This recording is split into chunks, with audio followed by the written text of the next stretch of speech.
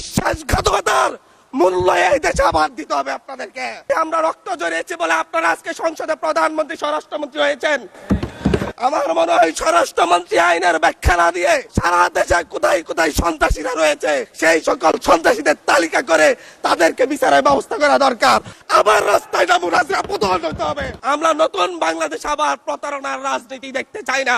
কারা 94 সালে মাগুরার নির্বাচন আয়োজন করেছিল, ইলেকশনের পর দিন এক নারী অভিযোগ করেছেন ওনাকে ধর্ষণ করা হয়েছে শুধুমাত্র শাপলাগুড়িতে ভোট দেওয়ার কারণে। জেনজিরা 72-এর সংবিধান আর চাই না।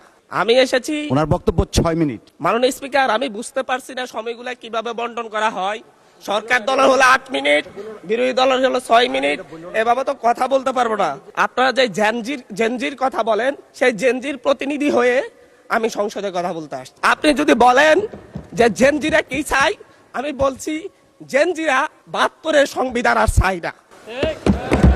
আপনি যদি বলেন জেনজিরা কি চাই, আমি বলতে এসেছি জেনজিরা এটাই চাই, স্বাধীনতার 30 বছর পরে জন্ম নিয়ে আমার মতো যারা সন্তানরা রয়েছে তারা কেন ভোটাধিকার পাই নাই তার জবাব চাই। আমরা তো স্বাধীন বাংলাদেশে জন্ম নিয়েছি মাননীয় স্পিকার। আমাদের কি ভুল ছিল? আমরা তো নতুন মানচিত্র পেয়েছি, আমরা তো নতুন পতাকা পেয়েছি, আমরা নতুন সীমানা পেয়েছি। আমাদের পূর্বপুরুষরা 1971 সালে রক্ত দিয়ে আমাদের জন্য একটি নিরাপদ বাংলাদেশ গড়তে চেয়েছেন, কিন্তু আমরা কি সেই নিরাপদ বাংলাদেশ পেয়েছি? আমরা কি সেই নতুন বাংলাদেশ পেয়েছি? 71-এ 30 লক্ষ মানুষ শহীদ হয়েছে, জীবন দিয়েছে। তাদের পরবর্তী সন্তানরা যেন নিরাপদ বাংলাদেশে ভোটাধিকার পায়, যেন রক্ষী বাহিনী না হয়, যেন আবার দুর্ভিক্ষ না হয়। কিন্তু আমরা কি দেখেছি? আমরা দেখেছি বাংলাদেশে দুর্ভিক্ষ হয়েছে। 1973 সালে ভোট চুরি হয়েছে। আমি এই ইলেকশনে ভোট ডাকাতি দেখেছি, আমার ঘরে বড় হামলা করা হয়েছে। আমি কি এই ইলেকশনের জন্য নিজের রক্ত জড়িয়েছি? আমি আজকে স্বরাষ্ট্রমন্ত্রী আছেন, মাননীয় প্রধানমন্ত্রী আছেন, আমি এখানে প্রশ্ন করি, আমরা রক্ত জড়িয়েছি বলে আপনারা আজকে সংসদে প্রধানমন্ত্রী স্বরাষ্ট্রমন্ত্রী হয়েছেন।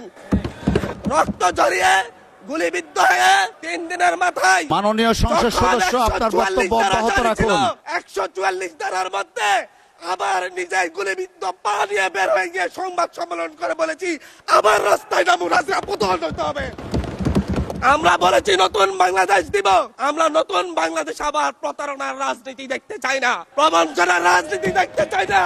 যেই গণভোটের পক্ষে আমাদের মাননীয় প্রধানমন্ত্রী প্রচারণা চালিয়েছেন, যে আদেশের পক্ষে মাননীয় সরকার দলীয় সংসদ সদস্যরা প্রচারণা চালিয়েছেন, আজকে এখানে সেই কেন এটা নিয়ে আবার দীর্ঘ আলোচনা হতে হবে।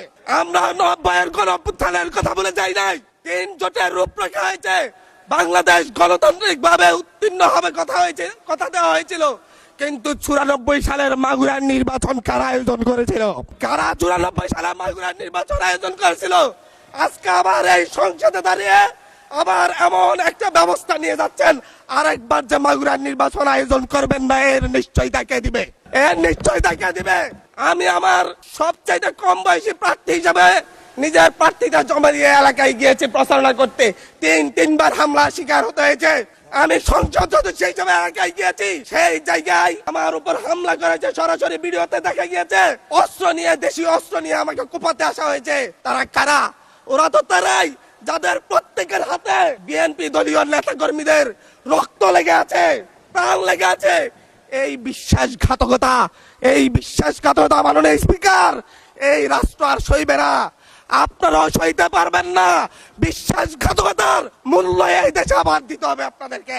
আপনারা যারা আপনাদের ভাইদের রক্ত জড়িয়েছে, খুন করেছে, খুনের মামলা আছে, তাদেরকে আবার পুনর্বাসিত করে আমাদেরকে খুন করার জন্য লেলিয়ে দিচ্ছেন। চট্টগ্রাম থেকে এক সাংগঠনিক নেতাকে পাঠিয়েছে অস্ত্র সহ আমাদের লোকজনের উপর হামলা করতে। ভোটের দিন সকালবেলা থেকে প্রত্যেকটা ভোট কেন্দ্রে অস্ত্র দিয়ে মহড়া দিয়েছে। 30টা ভোট কেন্দ্রে এনসিপির প্রার্থী, বিএনপি 2 জন বিদ্রোহী প্রার্থী সহ কারো এজেন্টকে ঢুকতে দেওয়া হয় নাই।